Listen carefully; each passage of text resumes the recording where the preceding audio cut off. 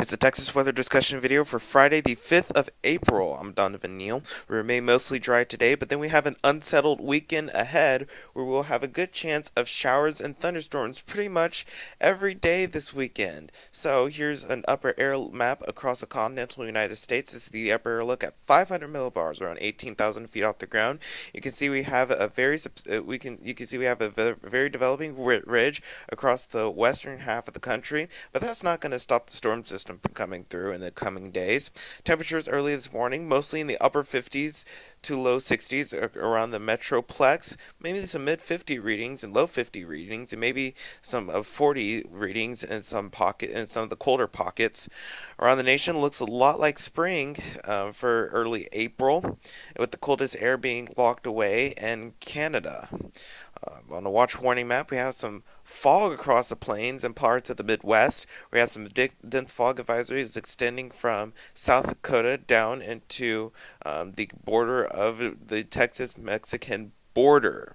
But down here in North Texas, we remain quiet. On the convective outlooks, this is just a convective outlook from today throughout the rest of this weekend. We have the standard slight risk of severe storms for places like Junction, Del Rio, San Angelo, Midland, Lubbock, Cisco, Clyde, and areas to the west of Mineral Wells. And down and surrounded that, we have a marginal risk for places like the DFW Metroplex, Austin, San Antonio, Waco, Laredo, Fort Stockton, Childress, and Pampa, and Oklahoma City as well. And I'll get to that in just a second. But for tomorrow, we have the standard slight risk of severe storms for basically all of north and central Texas and some of the adjacent states.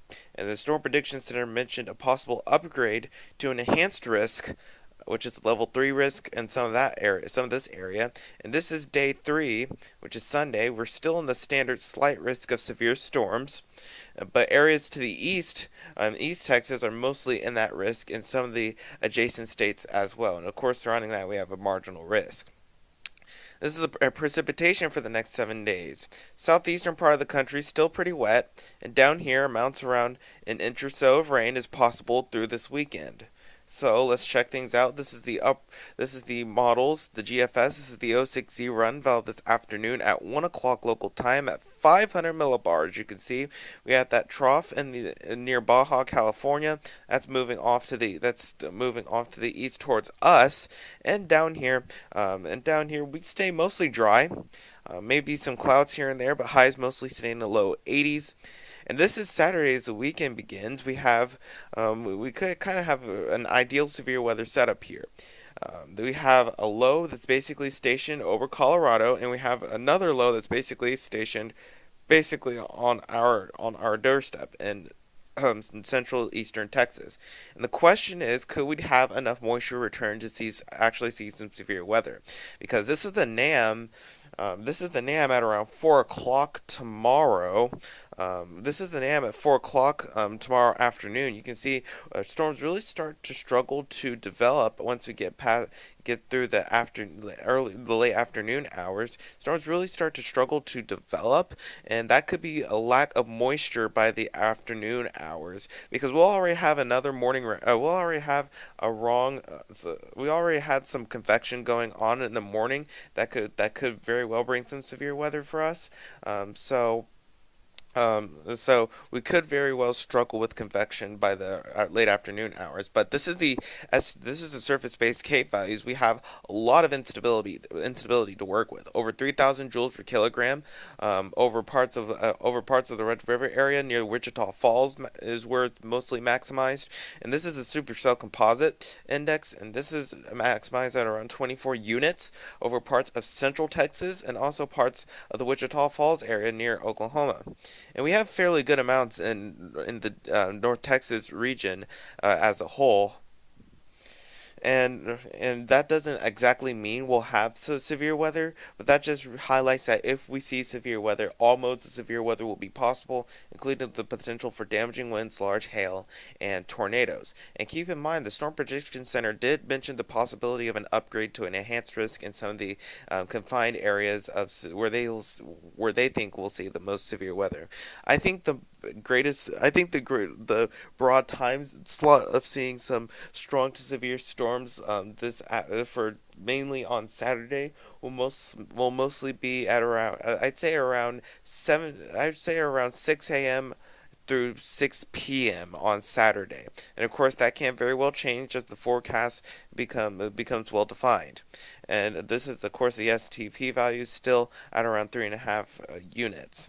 And now let's go to Sunday, early Sunday morning at past midnight, Sunday at 1 a.m. actually, where we do have a better agreement of seeing in terms of seeing some convection going up. You can see this is not in the form of a line. This is more in the form of cells. And of course, with surface-based CAPE values are around still over 2,000 joules per kilogram, that could still be very well be a severe weather look.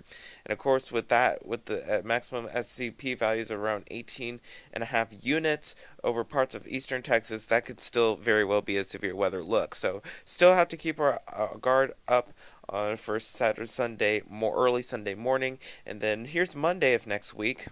I think both days on the weekend we'll see some sun at times, but highs will mostly be in the upper 70s. But here's Monday of next week. Monday we should clear to partly cloudy skies. Highs should be in the upper 70s. And Tuesday, we clear greatly. Highs will be in the low 80s and will be in the low to mid 80s on Wednesday as well. And here's Thursday of next week. We turn a little bit cooler. Highs in the mid 70s. And here's a week from today, Friday, the 12th of April. You can see we have troughing in the Great Lakes, and down here it looks relatively dry. It looks like a high pressure in the Central Plains building is starting to bring down some cooler air into parts of the continental United States. And here's the end of the 10-day forecast period. This is Sunday the 14th of April. You can see we have troughing still in the Midwest, and down here that looks pretty dry.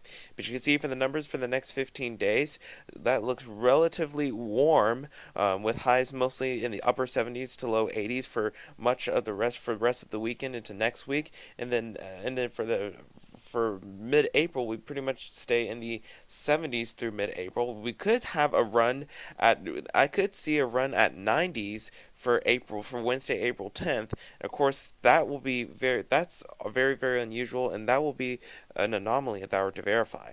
That's it for the Texas weather discussion video for today on More Notes on the blog. My next video will be posted at around 7 a.m. Monday morning. If you can't catch your local TV stations on the air this afternoon at 4, 5, 6, and 10 o'clock. Thanks for watching. Have a great day and a great weekend, and Godspeed.